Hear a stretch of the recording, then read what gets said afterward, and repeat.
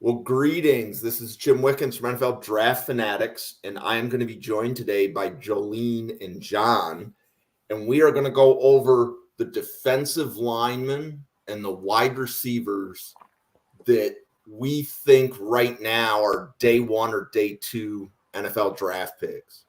So before we get into the simulator, we're going to spend probably about 20 minutes talking about the players.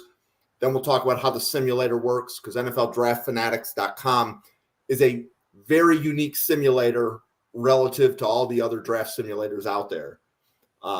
So while we are waiting for John to come online, Jolene, do you want to introduce yourself, tell people where to find you, and kind of just tell us about yourself a little bit? Yeah, sure. So Jolene Mulumba, I am a Western Colorado girl. Go Broncos. You can find me on Twitter, Uganda's Joy01. I've been part of the draft community for, probably 4 years now. Met a lot of different people and learned a ton, oh my gosh, from so many guys, just like yourself. But yeah, love football, love just about all the sports out there anyway. So got a Nuggets game tonight. Yeah. So what time do the Nuggets tip off? It's like 6 p.m. Central Time right now, right? It's 6 p.m. Mountain Time right now. I think tip-off is at 8 because they're down in Phoenix. Mm. So they always have the later slate when they play down there. Got it. Colorado is one of my funnest places to visit. So I have plans to go to at least one concert at Red Rocks, if not two this summer. Oh, nice. So Red Rocks is awesome. It is. So one of the things that you said that like is kind of my theme with NFL Draft Fanatics is I like learning from other people, right? So there, to me, and one of the designs of the NFLDraftFanatics.com simulator is that there is not one player board that is equal to all 32 teams. It's 32 teams at 32 boards.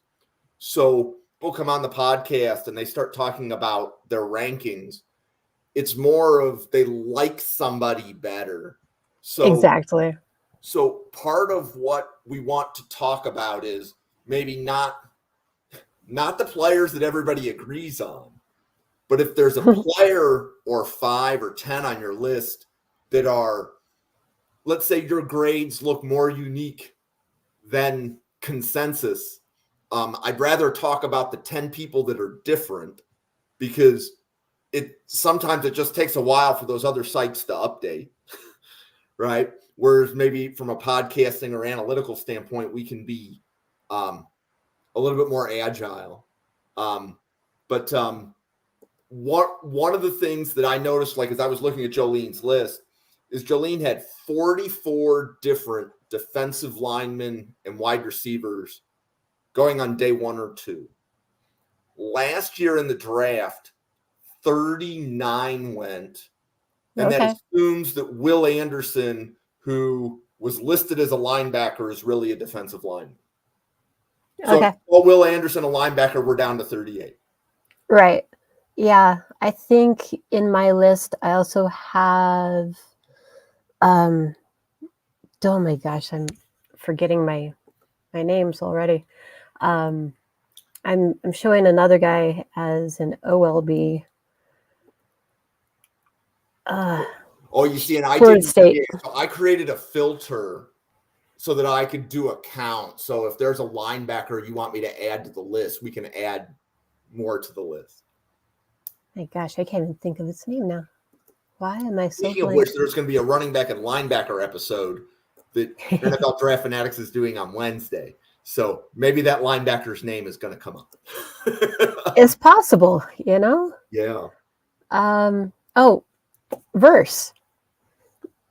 Verse and Turner. I have them showing as OLBs. So. You see, and look at that. I guess I am inside your spreadsheet. I don't think I copied it. So as soon as you changed like font sizes, Yeah. Okay. So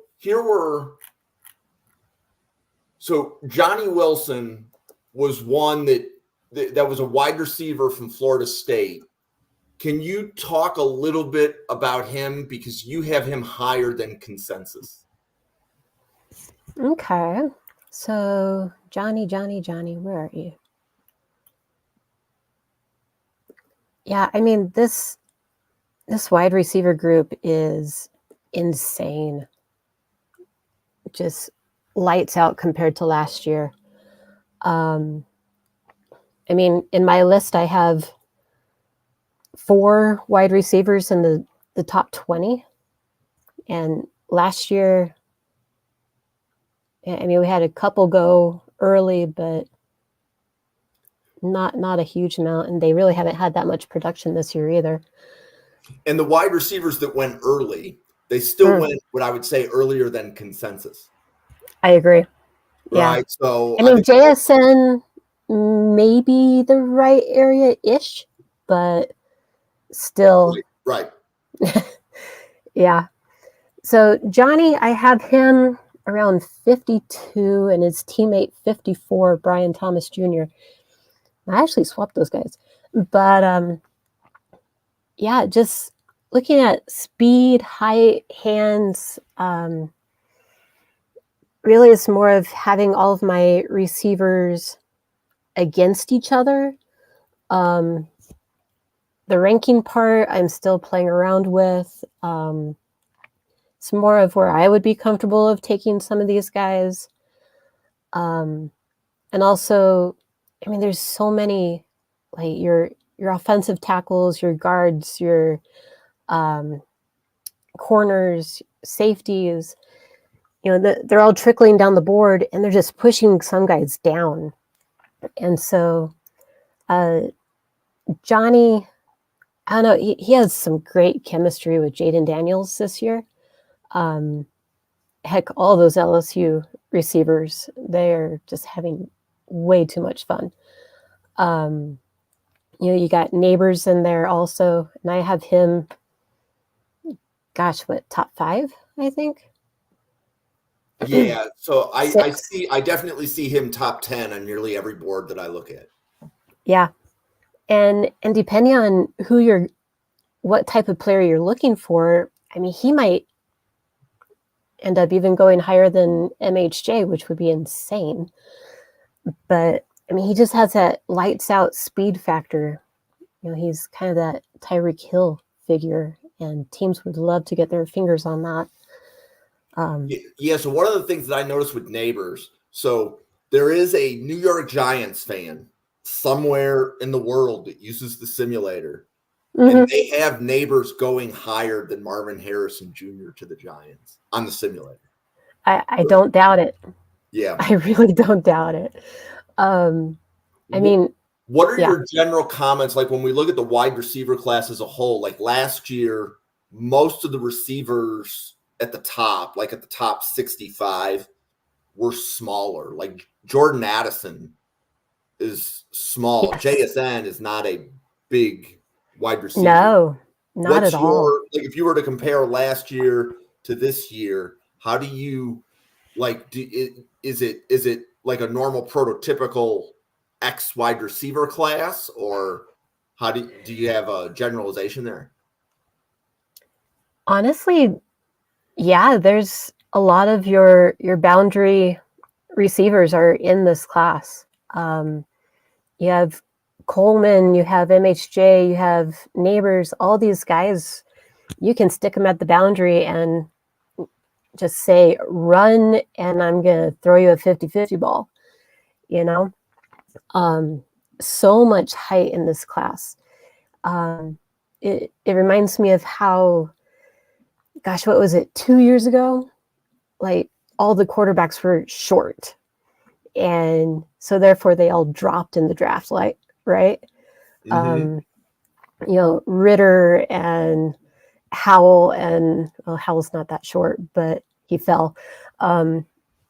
just all of those guys, they fell, probably because of the height factor. I heard so many comments from the combine of scouts being like, man, if only he was 3 inches taller, this type of thing.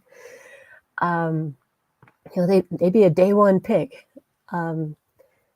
Thankfully, receivers aren't quite on that line because, you can look at Tank Dell. He's Right. what, 5'10", maybe 180, soaking wet. Wears 3-inch heels. Yes. Right.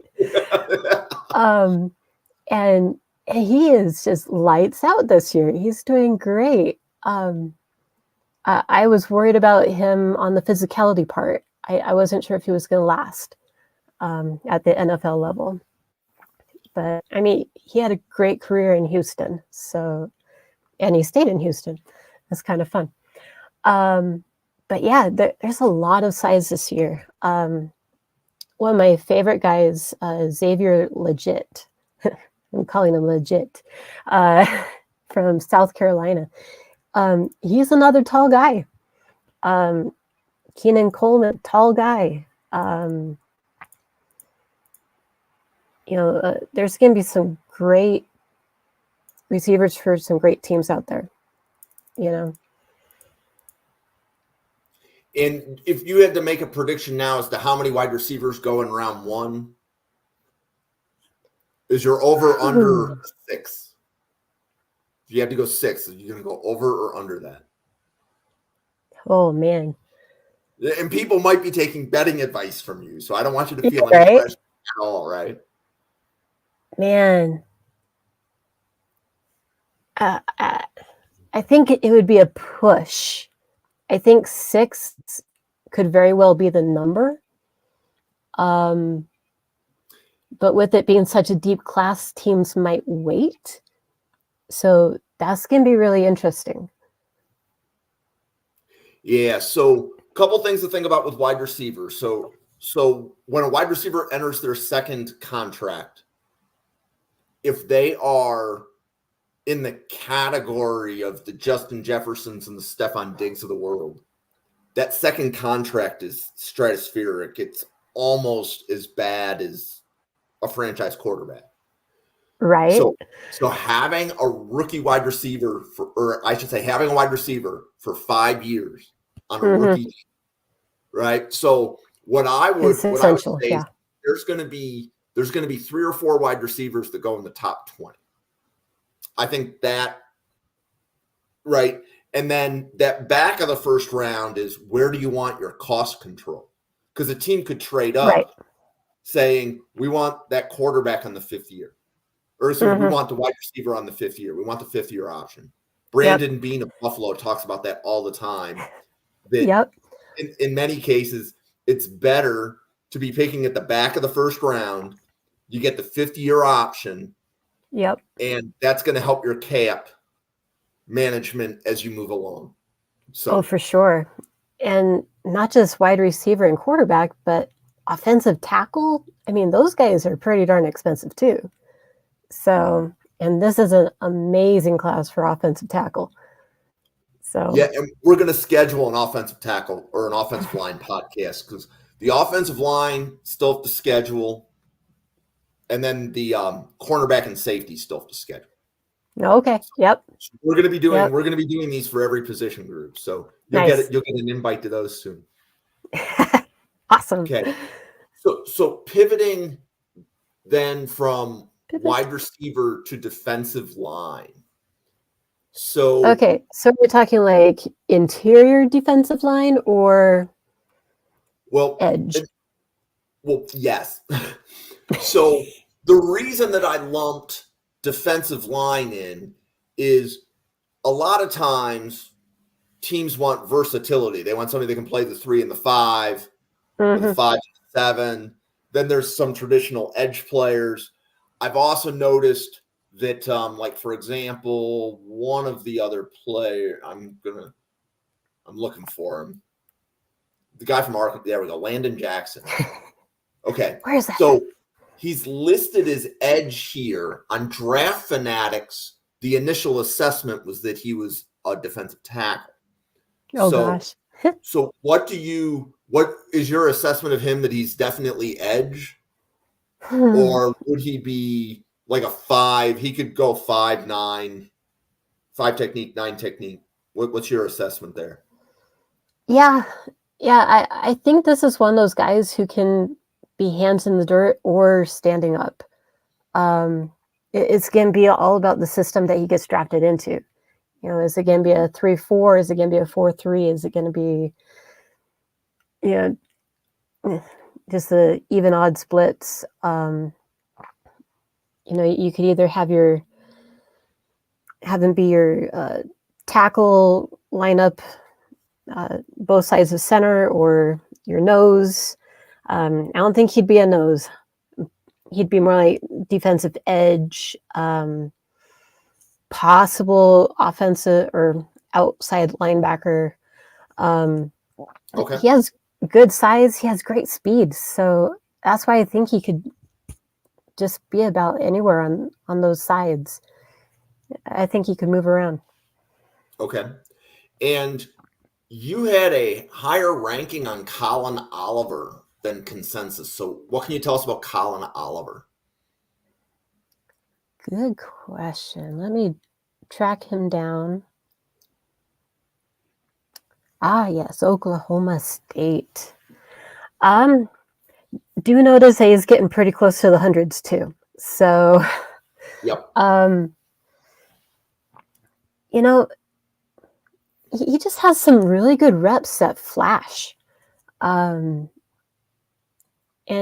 again, Oklahoma State, let's see, are they your 4-3 typical? I have to think about how they line up. But I like him better than a bunch of the others. You know, Zion. What? What is his name? Adisa Isaac. Was that Penn State? I think those guys are a little bit lower, but I don't know. I like Oliver, and I like to always throw in a widget here and there. Well, I like it. And again, the goal of discussions, like I like talking more about the players in rounds 3 through 7 than the players in rounds 1 and 2, because you can watch a lot of podcasts and they Oh will yeah, saturate you with the top 1 and 2. with the Mm-hmm. top 45 or the top 60 players. Oh yeah, I want 'cause there's to a be ton of able, information about them, right? yeah. So I want to be able to go deep. So when we're on NFLDraftFanatics.com, I want to talk about going a little bit deeper into the player lists. I want to be like unique in that regard. And what I want to do next is we're going to take Jolene's list, which is this list right here, and we are going to show how to take, if you have unique player rankings, you can do what's known as a second round challenge and kind of seed these players towards the top of the draft card. Now, the caveat here is I know that Jolene is a Denver fan. Denver doesn't have a second round pick. So Nope. instead of a second round challenge, we're going to do a third round challenge. Hey, there we go. Yep. So a third round challenge is 15 unique third round picks.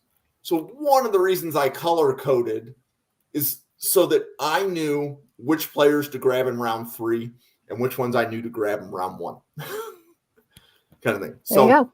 Yep. So I had to do that color code just to be able to quickly see things while I have a occupational hazard. It's very difficult for me to talk and like look and analyze at the same time.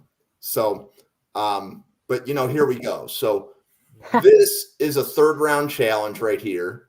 And we're looking for Denver. There we go. So there's Denver. Okay. So we toggle this, Denver Broncos, and then I have my player list. It's sitting on the other monitor. But There's Always the handy. player list right here. I've got it, but I don't want to like distract people, and I know it doesn't always show up well on the video for a podcast. Right. So what the simulator is going to do is we're going to go through the it goes through the draft, and you can see, like in this case, Neighbors fell all the way to 15. So you can see, where different players went. I'm noticing some things like, for example, Marvin Harrison Jr. was not top to the Bears the last time I checked the simulator. So we have people that are using the simulator, and I absolutely love that. So I'm noticing Jaden See, Daniels. they're following my spreadsheet. Yeah. Already. Okay, so this is unique. I haven't seen that player or that player that high before. Wow. Yeah, no. Yeah, so there's already some unique things. So I can see that fans are using People it, are digging. which is a good thing. Okay. So what we're going to do next is we're going to look for Landon Jackson. Okay. And you can see. Way. So when he was loaded into the simulator, he was not very high. Okay. So I want you to observe that his rank was 329, and we're drafting him in the first round to Denver. He will not be 329 when this is all over. Right. Okay. And then the next player, I'm going to go with Tony Horton, wide receiver from Colorado State. Woohoo! Yeah, I like that kid too. Okay. His rank was 125. Okay. Next player we're looking for is going to be Jacob Cowing, wide receiver from Arizona. What can you tell us about this wide receiver? Oh, he's a fantastic sleeper pick right now. He's got that speed that you want. He's just from a slightly smaller school, unheard of because it's out west, not in California. Okay. His hands so good. It's like there's sticky tape on it. So great player. He's gonna do. He'll be another Pukua Nakua. Oh, nice.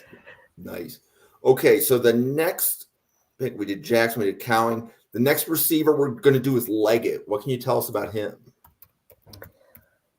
Dude, he's got that size that you want. And speed, great hands. You want to throw up a 50-50 ball, that's another kid that'll get there. He's like 6'4", 6'5". He's got some crazy athleticism. I'm guessing that he's going to do really well at the combine. So here's another one on NFLDraftFanatics.com. Miles Murphy, when he was loaded in, he was at the bottom. Wow. So you have him as like a possible day 3. Mm-hmm. Yeah, I have him low hundreds. I should say a possible day 2, late day 2. Yes, early day 3. Yeah. Mm-hmm. Mm-hmm. Okay. The next player, Jalen Polk from Washington. Ooh, nice. Oh, that kid's fun. In fact, he's probably playing tonight with the Washington game. He's one of Michael Penix's favorite weapons. Okay, and that's a player I have to load in. So he wasn't loaded in. Okay. It's not even. Yep. Well, and that's part of what these exercises do is they can identify players. So what can you tell us about Brandon Dorless? Let's see. Dorless, I think he's probably your defensive edge. So he's not middle guy, but he could either be a middle 2 or an outside 2, depending on which system you're going to be in, 3-4-4-3. He's a decent power rusher. Coming out of Oregon, he's got that power rush. Good size on that guy too. He could work on some fundamentals a little bit, but I could see him a solid day 2 pick. Okay, next defensive lineman. So notice Jackson went from 312 to 56. So he's already been moved up. The There next we one is go. McKinley Jackson. Oh, DT for Texas A&M? Yes. Yeah, he's big guy. Okay. It's And probably that's another one. I don't see him here. So that's another player I have to load in. wow. Yeah. Okay. Man, sleeping. Princely Uman. How do we say that last name? Umanlian? That is a fantastic question. We'll just stick with Princely. I like Princely. That kid out of Florida, he's got good twitch. He's got good size. Great frame. He can add on to it. He's a potential late first, early second guy, in my opinion. Okay. So as I'm going through picking the players, so at third round challenge, we do this 15 times. We've only done it 5. This is the 6th. So you can begin to see, though, Dorless was a player I picked. He moved up. Leggett was a player we just picked, moved up. Yep. Cowing was a player we picked, and he moved up. Nice. So by going through the challenge, you can quickly move players up the draft card from wherever they were. They tend to move to about the round that you would pick them in. And then it becomes a popularity contest. The more people that pick Dorless, he might be able to make it to the top player on the card, right? So the goal for Draft Fanatics is to get the players in the top 8. The simulator algorithm is looking for who are the top 8 players. It defaults to grab the top player, but if you use advanced settings, you can tell it, I want it to start grabbing like the 8th player and not the top player. And I'll go through that in a minute. Right. So the next first round pick is a wide receiver, Dorian Singer. What can you tell us about him? All right. Well, Singer has been taking passes from Caleb Williams this year. Again, another speedy, reliable guy. Obviously, plenty of stats this year getting passes from Caleb Williams. He's improved every year. Honestly, you can check how his progression has been going on. So I like him as probably a round 3 type of pick for a wide receiver. Chris Broswell from There you Alabama. go. Alabama. Do you see him as round 1, round 2, or round 3? He's 65th on the board that I'm looking at from you right now. Yeah, which means that he's kind of borderline second, third for me. There's others out there who have him quite a bit higher, like in the 40s. I can't push him up that high with so many other players in there. He's a great guy, though. He's, Bama and their edge rushers. They're all very good. We'll just go with that. Okay. And did we already talk about Jamari Thrash? I think no, Louisville. We have not. Okay. So you are higher on Thrash than consensus. Can you explain that a little bit? Oh, Thrash needs some love, man. Florida State kid. He, playing with Jordan. And he's good. He's got that speed. He can just clear out players like crazy. Not so much the size, but so probably be more like a slot kid at the next level. Jack Sawyer from Ohio State. I like Jack. Back in the summer, I was expecting to see him like end of the first round, and where I'm seeing him nowadays, it's brutal. Yeah, because that's like he's mid-second, right? Okay. Yep.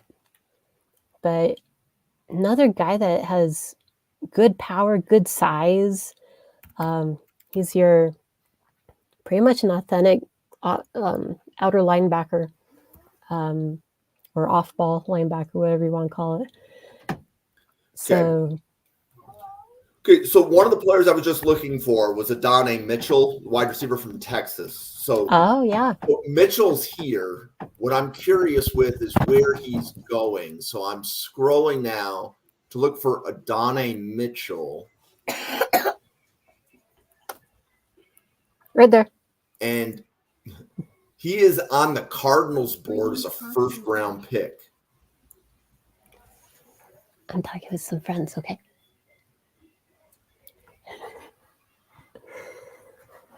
Sorry, got my that's little all right. one checking in on us.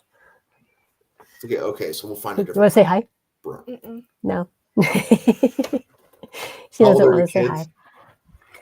Oh gosh, I've got a 5-year-old, an 11-year-old, and a 14-year-old. So I have twin 15-year-olds, but as soon as I start doing a podcast, they shut my door. They don't want to hear anything about what it is that I'm doing. Oh man. Yeah. Just the opposite for the 5-year-old. She's like, the door's shut. I need to go and check. It's funny. Okay. Maybe if so I had at this her point, shut it. We have done 2/3 of the third round challenge. So right. A couple of rules about the third round challenge. You could pick the same player 15 times in the first round. There's no rules for the first round, but the third round. And Papa is Christmas.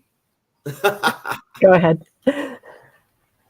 So in the third round, every player will be unique. But in the first round, you could pick players over and over again. So at this point, this is what the first round board for Denver looks like. Keeping in mind that I've picked a lot of players with a second round grade. Yeah. In the first round. So they've at least moved up the board. So right. I don't want to destroy Denver's board here. So I am going to say Newton and Turner are probably who need to be close to the top, right? Yeah. So we'll go Newton there. And then that was a defensive lineman. So what kind of wide receiver do we have with a second round grade? Let's see if Troy Franklin, did he fall? He did not fall. So at this point, I'm looking in. This is a third round pick for Denver. Egbuka definitely didn't fall. Yeah, I didn't think so.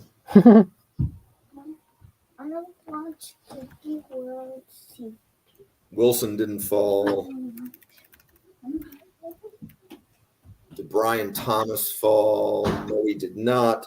So I am looking right now for any wide receiver or defensive lineman.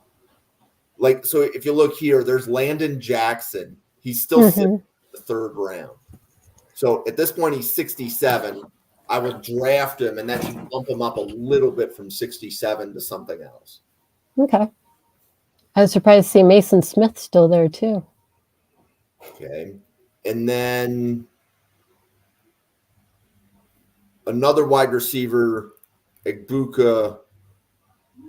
I'm looking. You have a first-round grade on Egbuka? You have him at 30. You have him late. I have him at 30. Yep. Okay. So I will take Egbuka and move him up the board. So at this point, for the first round, I'm choosing players that need to move up to a first-round grade for Denver. So anybody else doing a mock draft has at least competitive choices. Right. Yeah. Okay.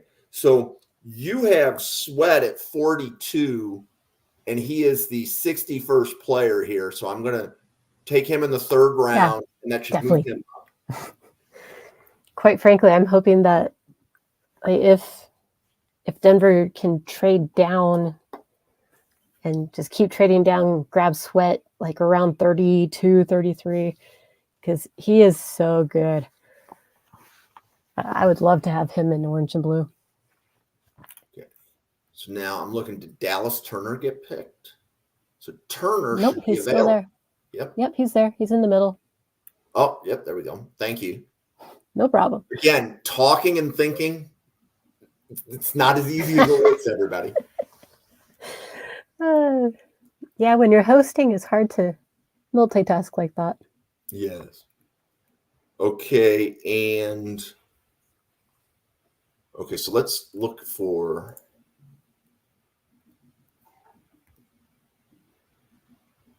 did I spell that right?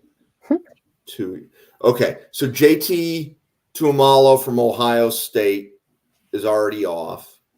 Let's look for Tyleik Williams.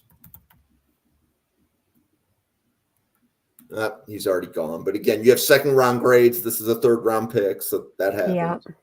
Jenkins is probably gone. Yep. I was looking for Chris Jenkins, not the one that just... Right. Michigan. Yep. Singer. I don't know if I've already picked him. Singer's probably there. Yeah. So in round 3, Dorian Singer was still there. Right now in the simulator. Meaning Denver is probably the first team where that player has moved up the board.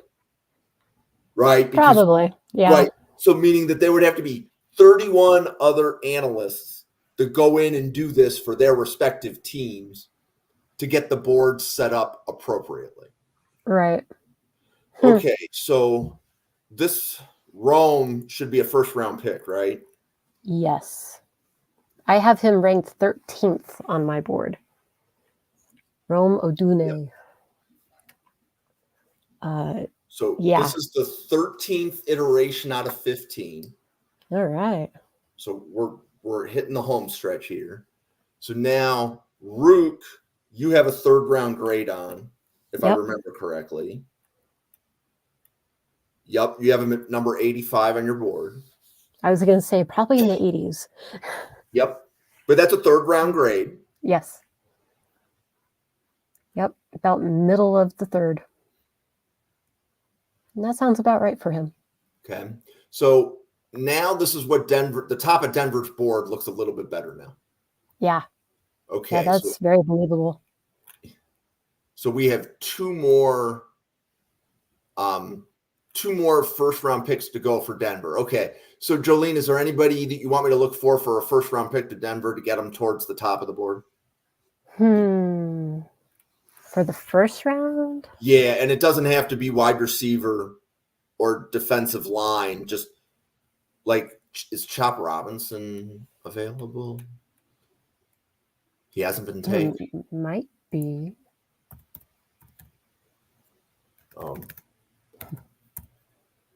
So some people call him Chop. Some people call his real name is Dominion. He's so ready for the NFL already. Got the weird name. And they're just going to call him Chop because every announcer is going to do exactly what they did. So they can stare at it. Like, Thrash that was one of the so you have a second round grade on him, and he's still sitting there at the third round.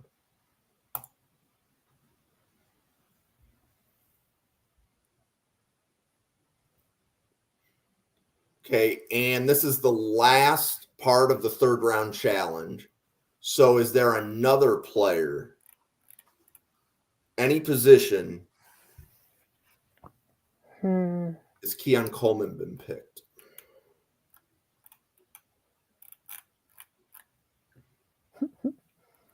Let's see. He has not.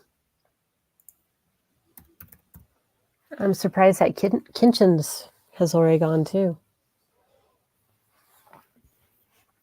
Okay, and this will be the last third round pick of the third round challenge. All right. And this is just giving you an idea as to who is still there in round 3. We're not doing linebackers today. So did you have McConkey on yours? I didn't see McConkey on your list. No, I don't think so. Okay, so let's go back to the first page. And Jack Sawyer in round 3. Would be awesome. Yeah. Okay, so what just happened is we took a bunch of players that we have rankings on. We did a 3rd round challenge, and you'll get a convenient screenshot so you can see here's players that I picked. If you don't like your grades, just repeat it. Eventually the D's turn into A's. Right. So insanity on NFLDraftFanatics.com. If you're insane, you are the fanatic that we're looking for. You just keep doing the same thing. Just keep doing it. Eventually the grade will improve. The funny part is that, insanity is supposed to be doing the same thing over and over, expecting different results. Well, and your different result will be a better grade. So if you look, like here, Landon Jackson, when he was drafted, got a D. I picked him again. Second time. And then he got an A. So if you need to take a look at the team's boards, you can go to Team Needs. Yep. Find the team that you're trying to manipulate the board of. I think that's a fair way to put it. That's a great way to put it. And you can go to the player list. And this is what the Denver draft board looks like. So, a couple of comments. If you see a player at a position that you don't want the simulator to take, what you need to do is execute a round challenge. And you want to pick, if you like these 5 players more than this one, pick each of those 5 in a first round challenge, and they should move higher than Drake May. True. I think most of these players are there because first round challenges were done when Denver was holding like number 6. Yep. So just got to keep playing with it. Yep. Okay. So what I want to do is test the work that we did. All right. So I'm a Bills fan, so I'm going to do a mock draft for the Bills. And we'll just do a 3-round mock. Now, Buffalo has a comp pick at the very end of round 3. Nice. So what we're going to do is when we are picking for Buffalo, we're going to check to see who Denver picked. So we're going to reject all the trades. Okay. So Denver. Where is it? There it is. Right here. So Denver got Keon Coleman. Neighbors, and this one fell to 17. Neighbors was still on the board. Wow. So Neighbors he's only high on like 3 or 4 teams' boards that are like in the top 10. Just right. as I've analyzed and have done this. So Buffalo, maybe Egbuka. Is Egbuka the best wide receiver there? Yeah. So he's the best receiver there, but I don't know that I would take him that early. Mm-hmm. So the next thing I'm going to do is look defensive line. Mm-hmm. Okay, Newton, this is the right spot for Newton. He's a top 20 pick, right? I'm making sure I got, Oh, that's my thought. Yep. Okay, and I think he was was he 46th on the draft card? Yeah. Yeah, so he just Jenkins was at 20. Okay. So Blows my now mind. let's look at the wide receiver. Let's look at some of Jolene's grades here. So you have Roman Wilson. You have a second round grade on? Third. You have a third. Oh, But- different Wilson. You have Johnny Wilson. Yeah, I have Johnny Wilson up early. Yep, and he's Gosh, sitting probably he's actually- 52, I think, is mine. Yep, and he's the best Is he wide 52 on receiver. this too? Oh, that's awesome. So we'll do Johnny Wilson. So we've done okay, and then your comp. okay. So and now let's look to see who Denver picked. If you can find them. Where are they? There they are. Oh, Princely. Yep. Wow. So, and this was one of the players that we grabbed in the third round challenge. Yes. Okay, so Buffalo at this point. So this safety for Michigan on Draft Fanatics is likely he needs to move up. I don't think he's going to be there at round 3 based upon what I've read. So Yeah.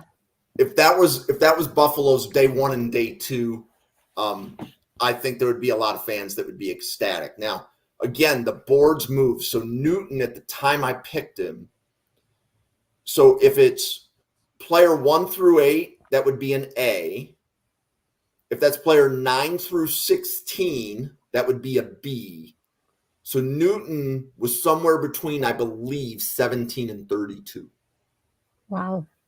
Okay. So if we go to. But he was also second DL on your board. Yep.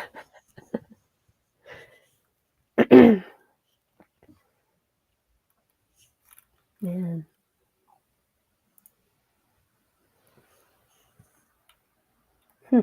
So Neighbors is third on Buffalo's board. And Newton moved all the way up to 6th. There you go. Not all heroes wear capes. No. No, I appreciate you taking part in this and getting your insights on the players. So that's sure. truly appreciated. So at this point, we have been talking for like close to 50 minutes. I don't see any comments that have come through on the live stream. So Jolene, I know that you've used the simulator before. Did everything we do here make sense? Or do you have questions on anything that happened? No, it makes sense. And I love the idea of pulling guys who are not necessarily in your range to be in your range, just to pull guys up, as you're saying, on your board, bring them higher, make them better selections. Especially if you have your own board and you're like, dude, I want my board to look like my board. And so, yeah, just bringing those guys up, going, dumpster diving basically, and pulling guys up where they need to be closer to. So it's an interesting strategy for sure. But it makes sense to do it for, second round, third round. So that way they're there. And you have that option right there. And then it becomes an A+ option. So. Yep. And if anybody watching the podcast that takes a stab at using the simulator for the first time, first round challenges will be easy. That's 5 first round picks. And pretty much if you do a first round challenge, so let me go into simulator. I'm not actually going to do it. It's right here. So pretty much pick the players you want at the top of your team's draft card. If there's a player you don't want at the top, pick a player under them. Right? Because what it's going to do is You'll pull that other guy up higher. It will slightly demote everybody above them. Yep. And then promote, so if you don't want the 5th player, pick the 6th.